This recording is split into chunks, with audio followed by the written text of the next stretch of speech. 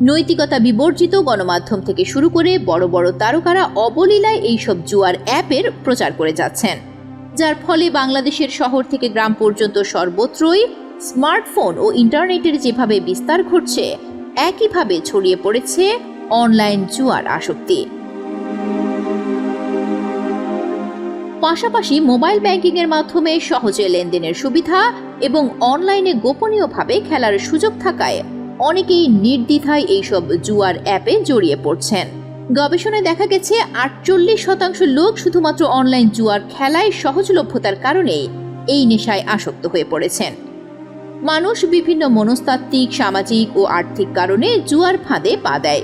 সেরকমই প্রধান কয়েকটি কারণ হলো উত্তেজনা ও রোমাঞ্চের আকর্ষণ, দ্রুত অর্থের লোভ, সামাজিক প্রভাব ও চাপ, মানসিক চাপ থেকে পালানো এবং সহজলভ্যতা ও গোপনীয়তা।